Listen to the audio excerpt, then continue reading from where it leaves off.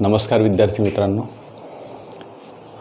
आज आपण problem set 4B मधील शेअरवर आधारित काही उदाहरणं बघणार आहोत। यापूर्वी आपण शेअरवरची बरीचशी उदाहरणं सोडवलेली आहेत आणि या उदाहरणांमध्ये जे काही शेअरच्या संदर्भात आपल्याला कन्सेप्ट्स दिलेले आहेत, हे सगळे कन्सेप्ट आपण बघितलेले आहेत, ते आपण अभ्यासलेले आहेत, ते आपण आठवतो आहोत आणि या सगळ्या कन्सेप्ट्सच्या आधारावर आपल्याला काही उदाहरणं या ठिकाणी सोडवायची आहेत।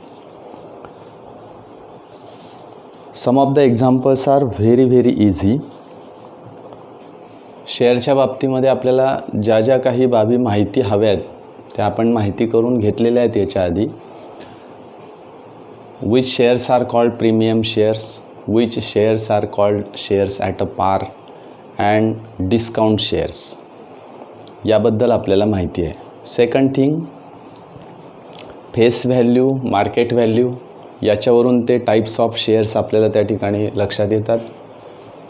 दुसरा भाग, पुढे जाऊन आपल्याला शेअरवर ब्रोकरेज द्यावा लागतो। Yes, brokerage is calculated on the market value of the share.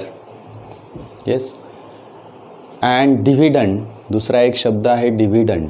तर डिव्हिडंड म्हणजे काय, तर त्याचा फायदा, तो फायदा आपल्याला कसा मिळतो, तर कशावर मिळतो, तर on the face value.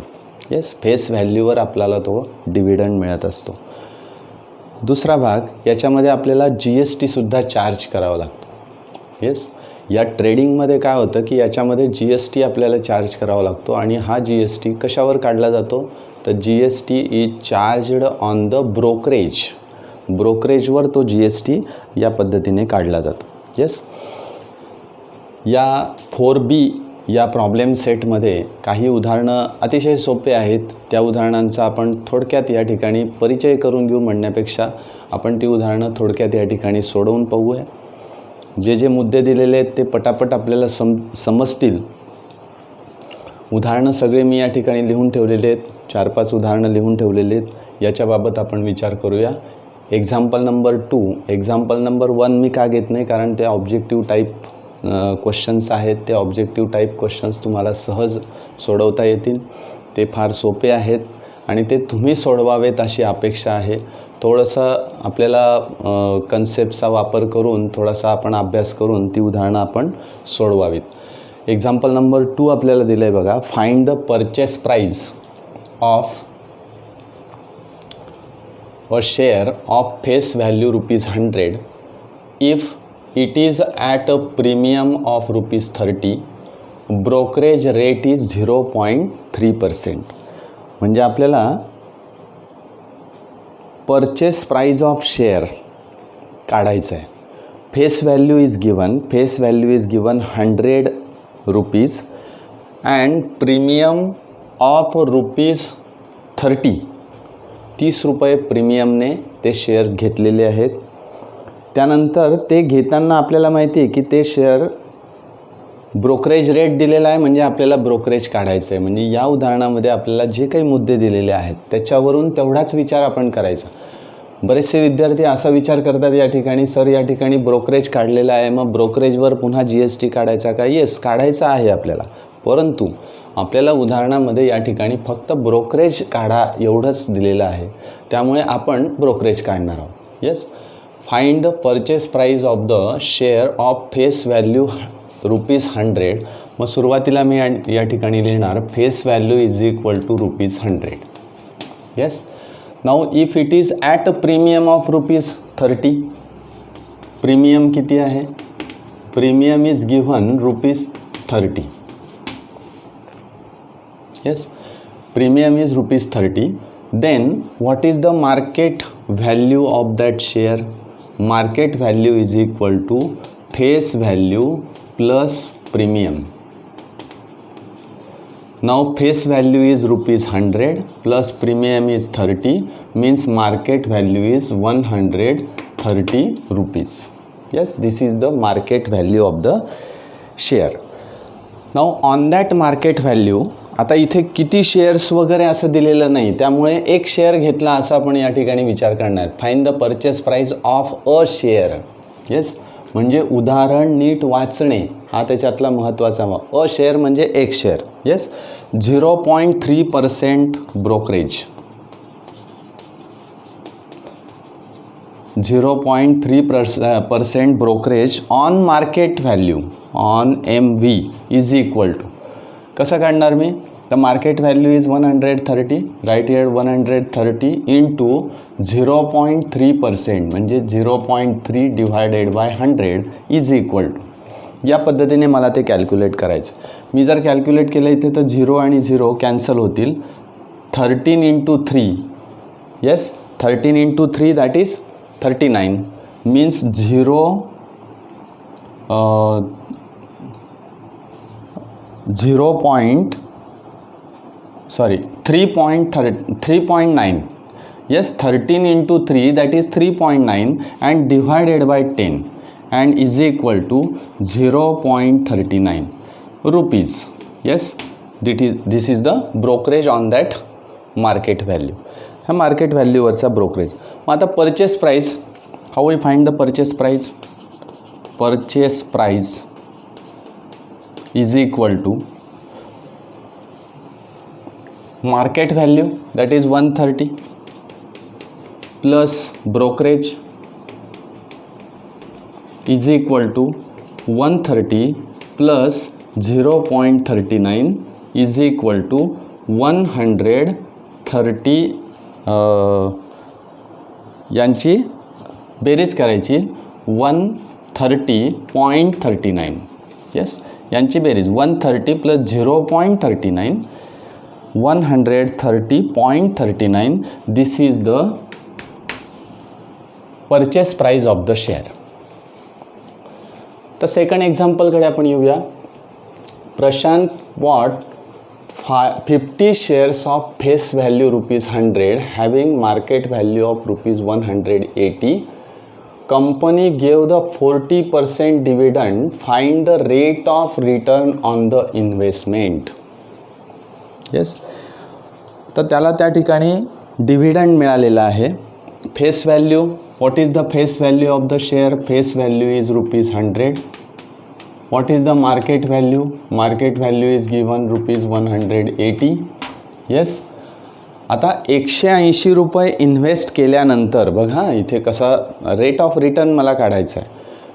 When we invest 180 rupees we got the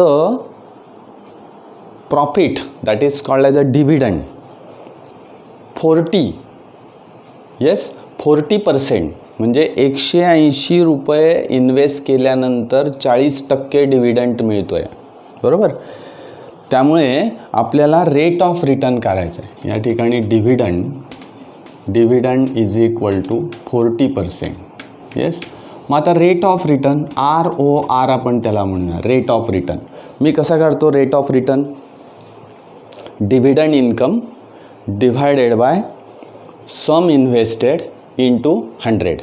yes, sum invested किती 180 रुपीज, डिव्हिडंड इन्कम किती 40%. हां, हे सगळं पर्सेंटवर आहे. त्यामुळे आपल्याला या ठिकाणी लिहायला लागेल 40 डिवायडेड बाय 180 इंटू, तुम्ही फॉर्म्युला लिहायलाही काही हरकत नाही पण डायरेक्टही अशा पद्धतीने आपल्याला सोडवता येतं, इंटू 100.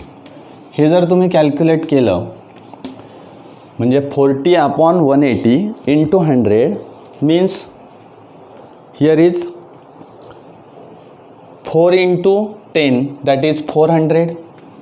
400 divided by 18 असं करा किंवा 200 divided by 9 असं केलं तरी चालेल. इथे येईल 22.22% and this is the rate of return of this company. yes, त्या कंपनीचा तो रेट ऑफ रिटर्न आपल्याला त्या ठिकाणी मिळेल किंवा त्या कंपनीने चा इन्व्हेस्टमेंटवर असलेला रेट ऑफ रिटर्न. येस, हे आपल्याला त्या ठिकाणी मिळेल. एक्झाम्पल नंबर 4कडे बघूया आपण. Example number 4 again it is very simple. Find the amount received when 300 shares of face value ₹100 were sold at a discount of ₹30. Very simple.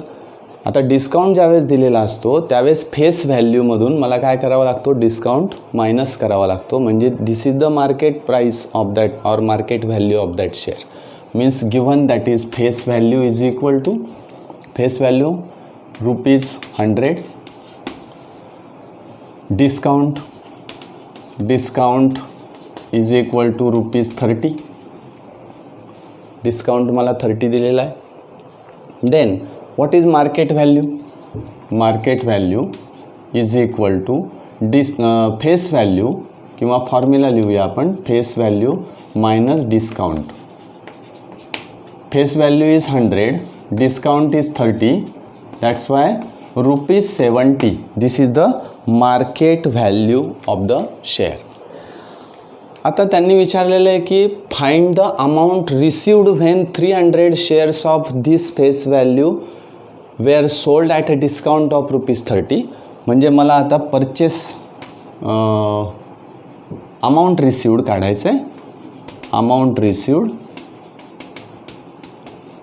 Is equal to number of shares into market value. Number of shares into market value. Number of shares 300. What is market value? Market value is ₹70. 21,000 yes rupees. 21,000 rupees. This is the amount received of that 300 shares of face value 100 and sold at a discount of ₹30. या पद्धतीने उदाहरणं आपल्याला सोडवता येतील. Example number 5 बघूया. Find the number of shares received when 60,000 were invested in a shares of face value ₹100 and market value is ₹120. सोपा भाग आहे. मार्केट व्हॅल्यू आपल्याला दिलेली आहे. फेस व्हॅल्यूचा तर काही या ठिकाणी प्रश्न नाही, पण मार्केट व्हॅल्यूनेच आपण शेअर्स परचेस करतो किंवा सोल्ड करतो, बरोबर आहे. सेलिंग त्याच्यावरून होतं. आणि म्हणून अमाऊंट इन्व्हेस्टेड मला किती केलेली आहे तर 60,000. या ठिकाणी लिहायचं amount invested is equal to 60,000. Market value किती आहे? Market value is equal to ₹120. Yes.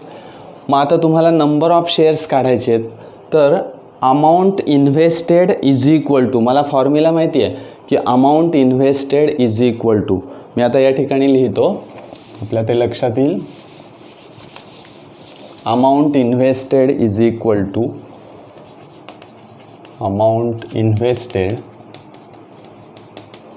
Is equal to number of shares into market value.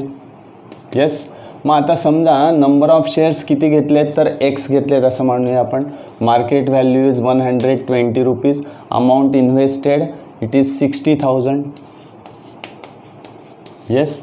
Xची value काढायची आहे. X is equal to 60,000 divided by 120.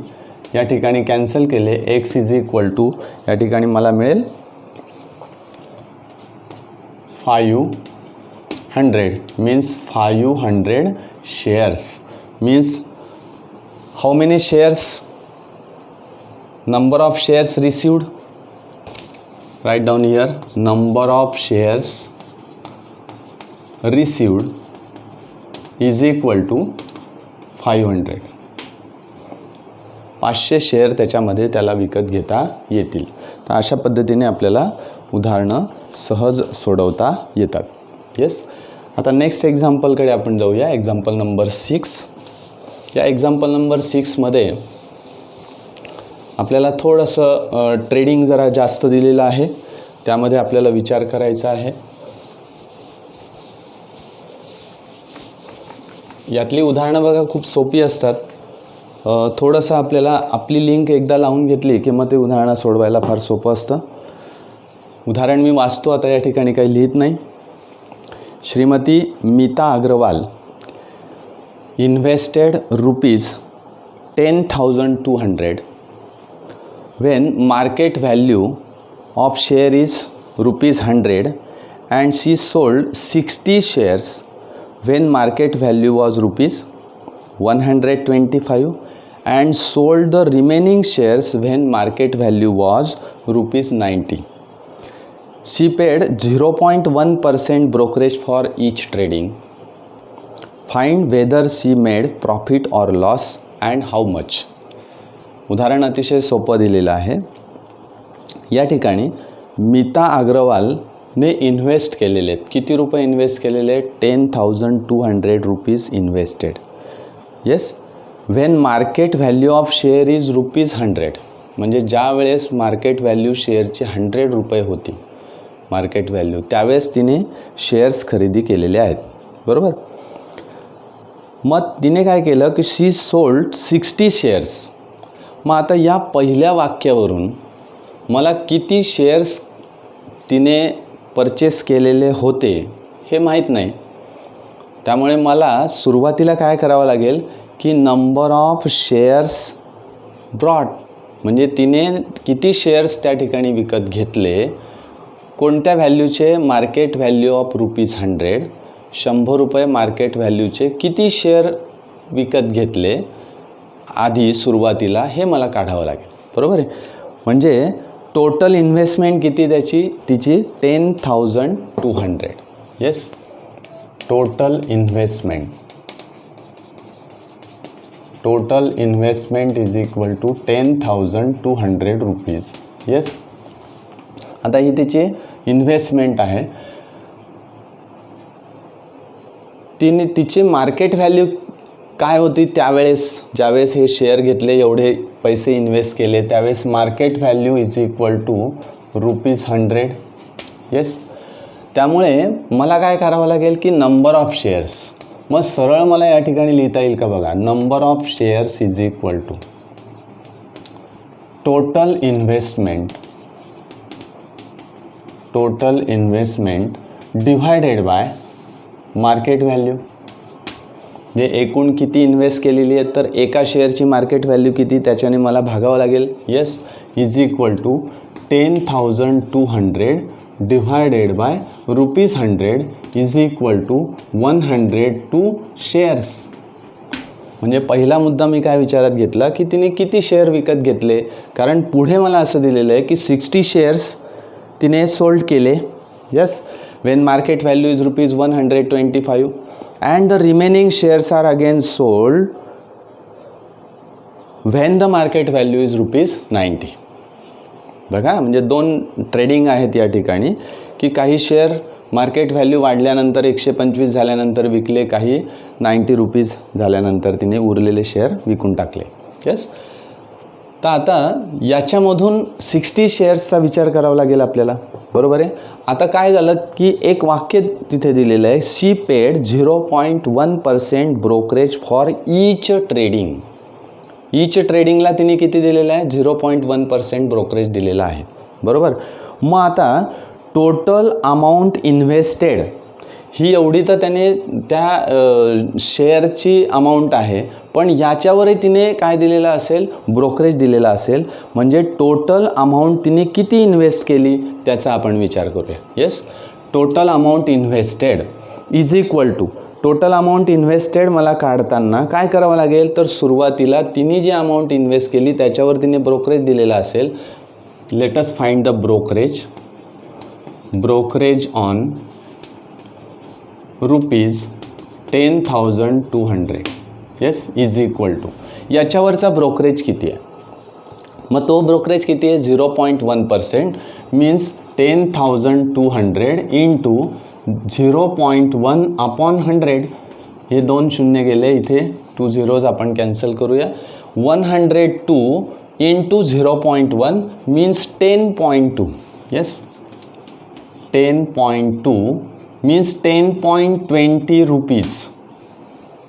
किती मिळाला मला ब्रोकरेज? 10.20 रुपीज. मग आता total amount invested, बघा ही टोटल इन्व्हेस्टमेंट आहेच, पण फक्त शेअरची आहे. ब्रोकरेज टाकल्यानंतर मला टोटल अमाऊंट इन्व्हेस्टेड मिळेल. पुन्हा total amount invested is equal to किती इन्व्हेस्ट केली तर 10,200 plus 10.20 rupees is equal to, मग आता ही टोटल मी केल्यावर मला मिळतं आहे 10,210.20 रुपीज. येस, एवढी त्या मीता अग्रवालची total investment. This is the total investment of Meeta Agarwal. Yes, amount received on sale. आता पुढे काय ट्रेडिंग केलं, 60 shares are sold at a rate of 125. Yes, मग आता 60 शेअर्स म्हणजे amount received on sale of 60 shares at 125 rupees. Rate 125 आहे. मग आता डायरेक्ट आपण या ठिकाणी लिहूया amount received on sale of 60 shares is equal to, मग किती अमाऊंट तिला मिळाली असेल 60 शेअर्सवर सेल केल्यानंतर, तर डायरेक्ट मला या ठिकाणी लिहिता येईल 60 इंटू 125 इज इक्वल टू, म्हणजे काय, नंबर ऑफ शेअर्स 60 किंवा आपण असं लिहून घेऊया number of shares into market value. Number of shares is 60, market value is 125 is equal to, यांचा प्रॉडक्ट आपण घ्यायचा 7,500 रुपीज. येस, एवढी अमाऊंट त्याला रिसीव झाली. पण आता ॲक्च्युअल एवढी अमाऊंट मिळाली का, कारण तिने काय केले 60 शेअर्स सेल केलेले आहेत, दिलेले आहेत, त्यामुळे याच्यावरचा ब्रोकरेज तिला द्यावा लागेल. म्हणजे तो ब्रोकरेज मला याच्यातून मायनस करावा लागेल. म्हणजे पुढे काढावं लागेल मला brokerage on 7,500 is equal to, किती ब्रोकरेज आहे 0.1%. Yes, 2 zeros again cancel. Brokerage is 7.50 rupees. 7 रुपये 50 पैसे तिला ब्रोकरेज त्या ठिकाणी द्यावा लागेल. मग आता ॲक्च्युअल अमाऊंट किती रिसीव करेल ती, एवढी तर आहेच, पण हा ब्रोकरेज तिला पेड करावा लागेल. म्हणजे 7,500 minus 7.50 amount received is equal to 7,500 minus 7.50 means 7 rupees 50 पैसे, असा त्याचा अर्थ आहे. यांची वजाबाकी केली तर 7,492.50 7,492.50. Yes, this is the amount received after giving the brokerage. Brokerage दिल्यानंतर किती मिळेल, एवढी अमाऊंट आपल्याला या ठिकाणी मिळाली. आता काय केलं की remaining shares were sold at ₹90 when market value is ₹90. 90 रुपये मार्केट व्हॅल्यू असताना तिने उरलेले शेअर्स विकले. मग उरलेले शेअर्स किती, रिमेनिंग शेअर्स मला काढावे लागतील. Remaining shares is equal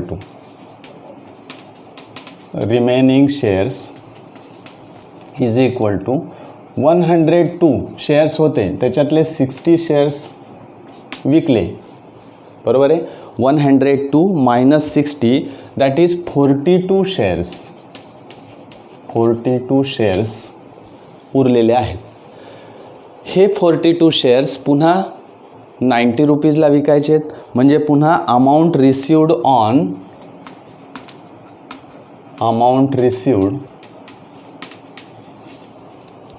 on sale of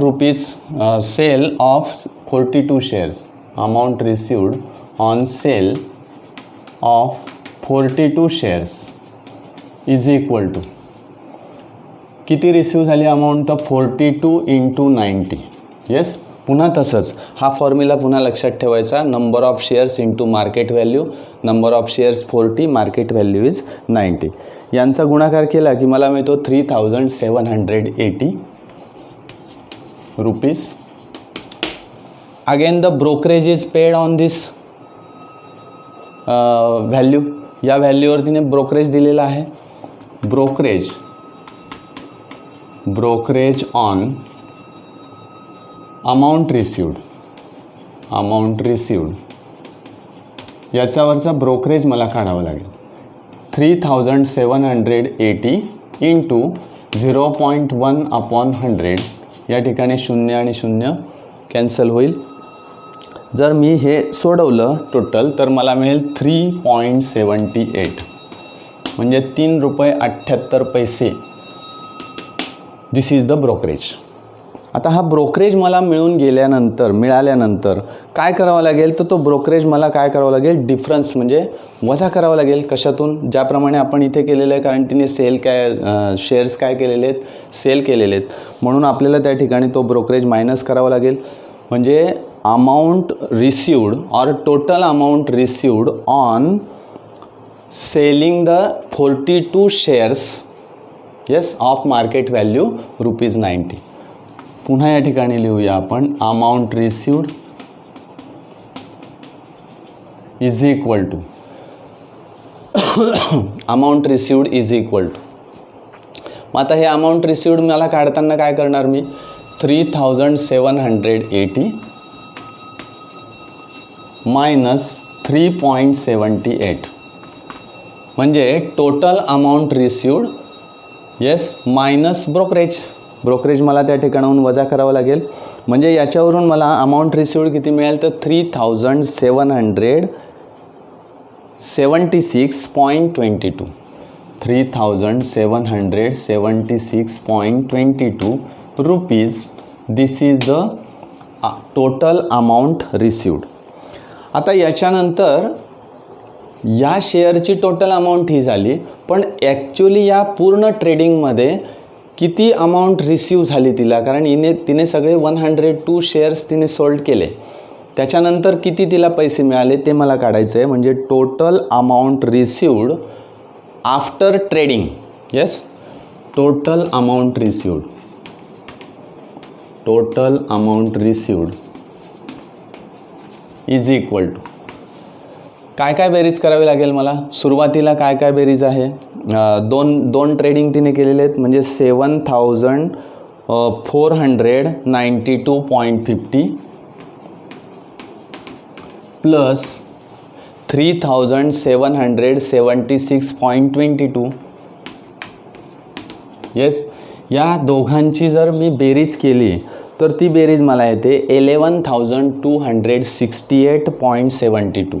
11,268.72 72 rupees.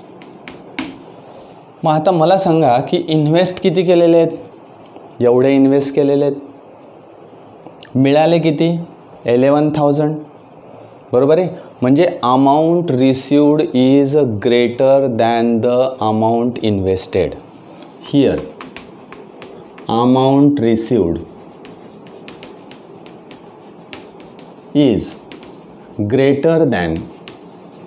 is greater than the amount invested. आता असं जर असेल, अमाऊंट रिसिव्ड जर जास्त असेल तर मला फायदा होईल.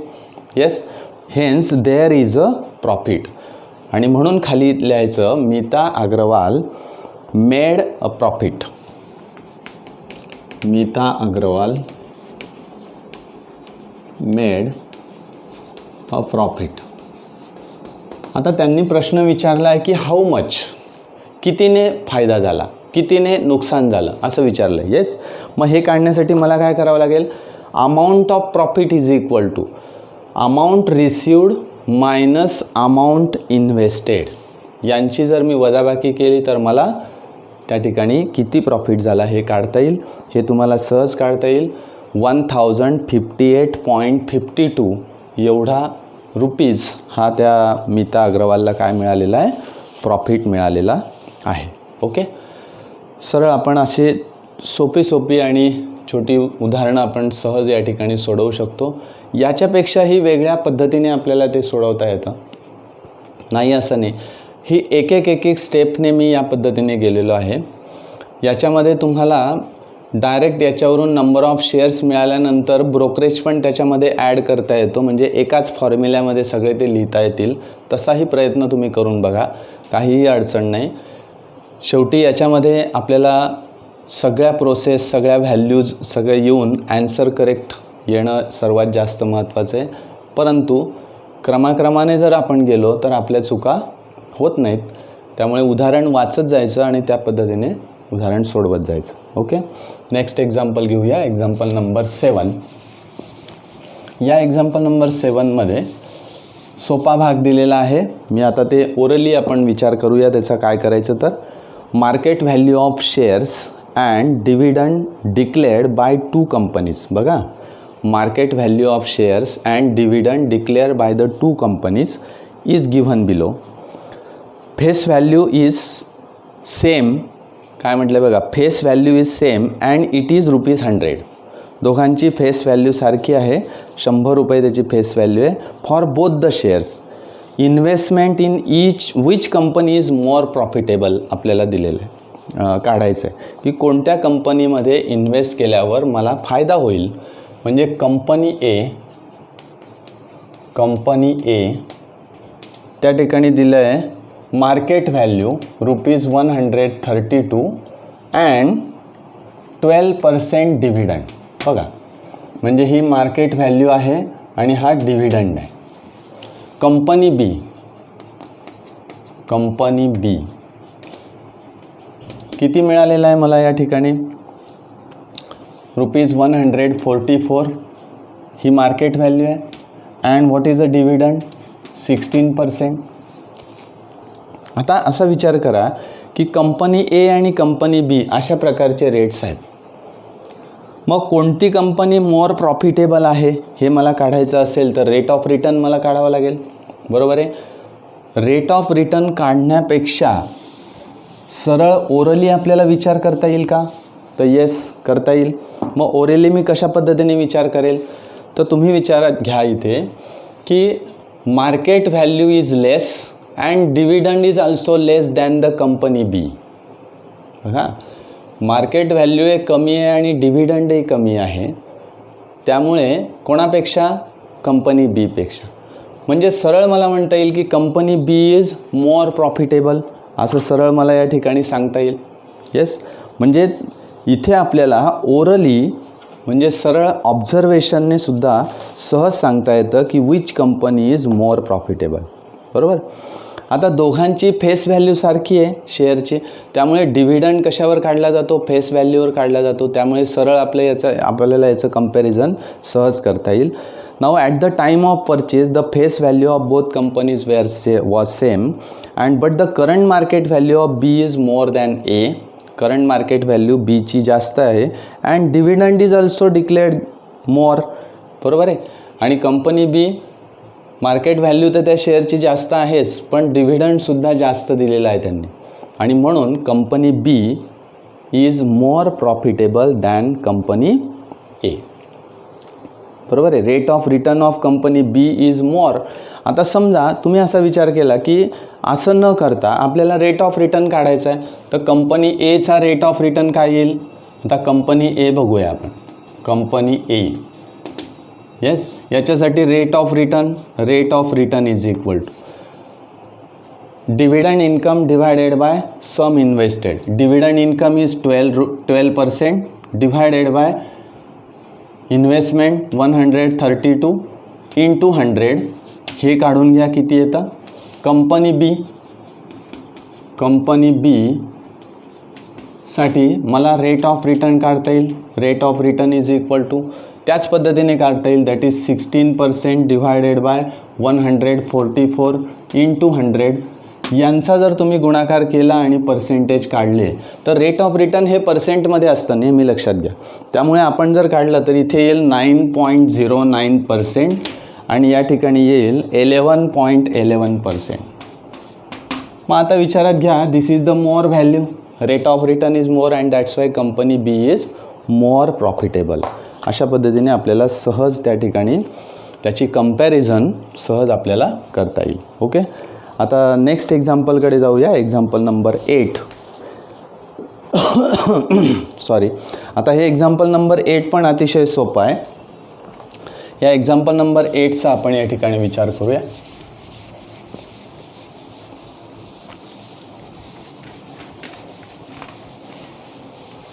एक्झाम्पल मी या ठिकाणी वाचतो, त्याचं कारण असं की उदाहरण थोडंसं मोठं आहे, पुन्हा आपल्याला ते लिहायला तेवढा वेळ जातो. Okay, Shri Aditya Sanghvi invested ₹50,118 in shares of face value ₹100.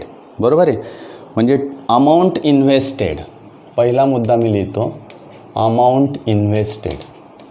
बघा, ज्याप्रमाणे आपण उदाहरण वाचतो, उदाहरण वाचतानाच आपल्याला जे मुद्दे लगेच समजतात त्याच्यावरचं लिखाण हे लगेच झालं पाहिजे, म्हणजे आपण त्याला गिव्हन असं म्हणतो या आपल्या भाषेमध्ये.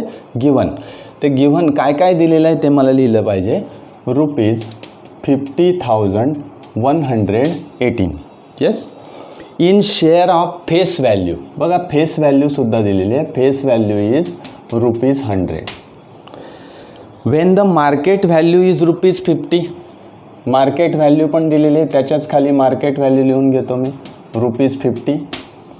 Next, rate of brokerage is 0.2%. Rate of brokerage, rate of brokerage is equal to 0.2%. 0.2% brokerage आहे. And rate of GST on brokerage, GSTचा रेट दिला आहे 18%. हे मला माहिती आहे की GST कशावर काढायचं, ब्रोकरेजवर काढायचं. Yes, then how many shares were purchased for number of shares. काय काढायचं आहे बघा, number of shares purchased for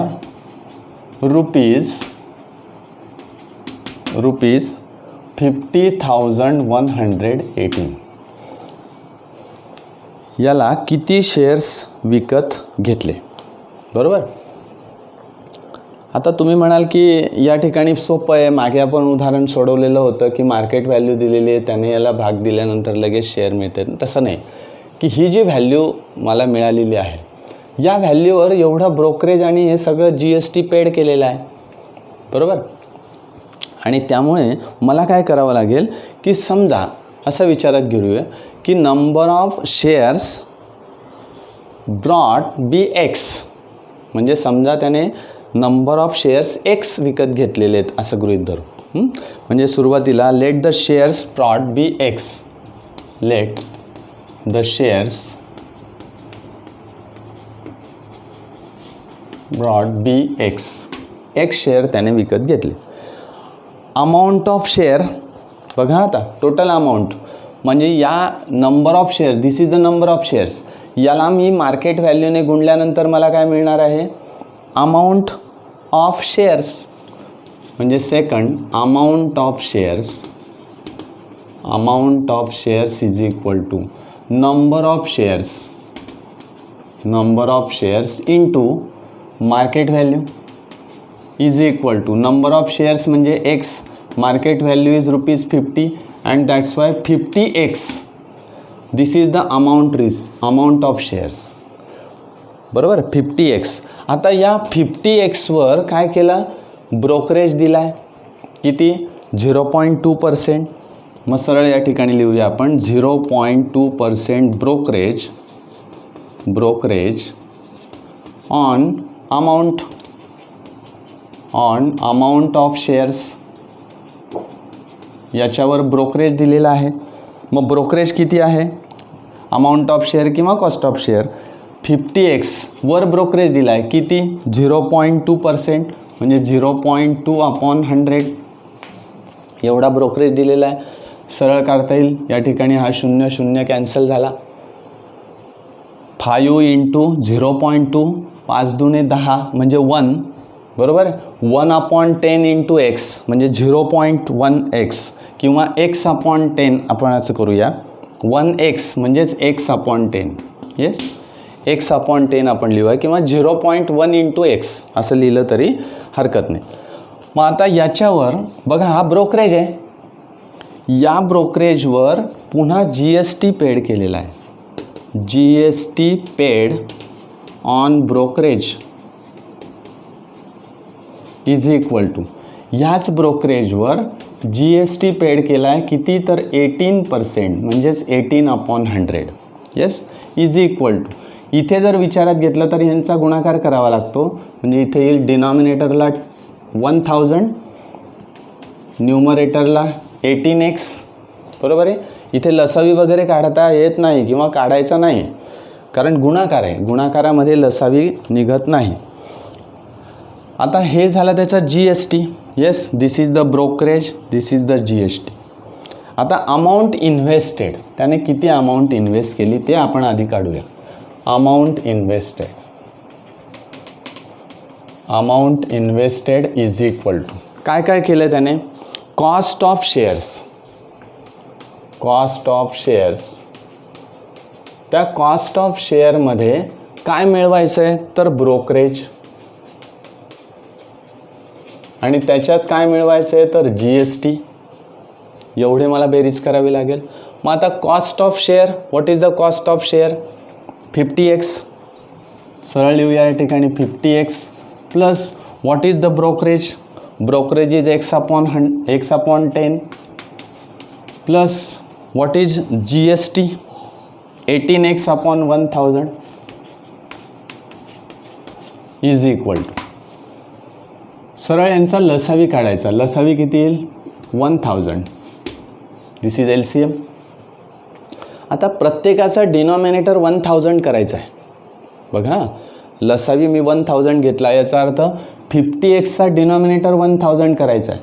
हा बेसिक भाग आहे, हा तुम्हाला माहिती असला पाहिजे. म्हणजेच याला 1000ने गुणायचं आहे. म्हणजे 50 याला 1000ने गुणायचं आहे. 1 2 3 झिरोज या ठिकाणी केले, x तसाच आहे. प्लस या ठिकाणी तुम्हाला 100ने गुणावं लागेल. म्हणजे वरतीसुद्धा 100ने गुणायचं आहे. फक्त सगळ्यांना 1000ने गुणायचं नाही, इथे 100ने गुणायचं. म्हणजे 100x प्लस इथे 1000 आहेच, त्याच्यामुळे कशानेही गुणायचं नाही, 1ने गुणायचं, 18x, yes, is equal to. आता यांची बेरीज करायची. बेरीज तुमची येईल 50,118x. बघा, यांची सगळ्यांची बेरीज केली तर मिळेल 50,118x डिवायडेड बाय 1000. हे तसंच राहील. आता अमाऊंट इन्व्हेस्टेड, किती अमाऊंट इन्व्हेस्ट केलेली आहे, 50,118, बरोबर आहे. म्हणजे आता पुढे लिहिताना मी काय करेल, अमाऊंट इन्व्हेस्टेड ही लिहिल 50,118, एवढी अमाऊंट, ही अमाऊंट येते, येस. म्हणजे मला नंबर ऑफ शेअर्स म्हणजे x काढायचा आहे. 1000ने याला गुणायचं, किती येईल 50,118 इंटू 1000 डिवायडेड बाय, त्या ठिकाणी काय येईल, divided by 50,118 is equal to x. या ठिकाणी हे कॅन्सल होतील, म्हणजे x इज इक्वल टू 1000. म्हणजे किती शेअर्स घेतले तर 1000 shares were purchased when we invest this 50,118 after giving the brokerage and GST. बरोबर आहे. 1000 शेअर त्याच्यामध्ये परचेस केलेले असावेत. अशा पद्धतीने आपल्याला सोपी उदाहरणे या ठिकाणी सोडवता येतात. तर हे वेगळ्या पद्धतीनेही तुम्हाला सोडवता येईल. त्याची मेथड तुम्ही शोधून काढा. मेथड नाही तसं नाही, वेगवेगळ्या मेथडने हे सोडवता येतं. फक्त एक लक्षात घ्या की त्याच्यात ब्रोकरेज कशा पद्धतीने घ्यायचा, GST कशा पद्धतीने चार्ज करायचा, शेअर्स कोणत्या प्रकारचे आहेत, विचारलेलं काय आहे, मला काढायचं काय आहे, कुठल्या व्हॅल्यूज काढायच्या आहेत, हा सगळा भाग विचारात घेऊन आपल्याला कॅल्क्युलेशन्स करावे लागतात. कॅल्क्युलेशन्स याच्यामध्ये असे ठरलेले नाहीत, दिलेल्या उदाहरणाप्रमाणे मला ते अप्लाय करावं लागतं आणि तशा प्रकारचे कॅल्क्युलेशन्स करावे लागतात. ओके, आज आपण हे 8 उदाहरणं या ठिकाणी पूर्ण सोडवलेले आहेत. एक्झाम्पल नंबर 9, 10 अँड 11 ही उदाहरणं पण अतिशय सोपी आहेत. ती तुम्ही आता घरी सोडवावीत असं माझं मत आहे. तुम्ही ती उदाहरणं घरी सोडवा. जर काही अडचण आली तर माझ्याशी संपर्क करा. दुसरा भाग असा की आपण ज्यावेळेस हॉट प्रॉब्लेम्स घेणार आहोत, म्हणजे हायर ऑर्डर थिंकिंग स्किलचे प्रॉब्लेम्स घेणार आहोत, त्यावेळेस आपण अशा पद्धतीची उदाहरणं पुन्हा त्या सेशनमध्ये, त्या व्हिडिओमध्ये नक्की घेणार आहे. प्रत्येक प्रकरणावरचे हॉट प्रॉब्लेम्सचा एक वेगळ्या प्रकारचे व्हिडिओ या ठिकाणी तुम्हाला बघायला मिळतील. ते व्हिडिओ तुम्ही बघावेत. आता मी या ठिकाणीच थांबणार आहे. उरलेले जे एक्झाम्पल्स या एक्झरसाईजमधले आहेत, प्रॉब्लेम सेटमधले आहेत, ते तुम्हाला सोडवायचे आहेत आणि तुम्ही ते सोडवावेत अशी अपेक्षा आहे. ओके, आज आपण या ठिकाणी थांबूया. धन्यवाद.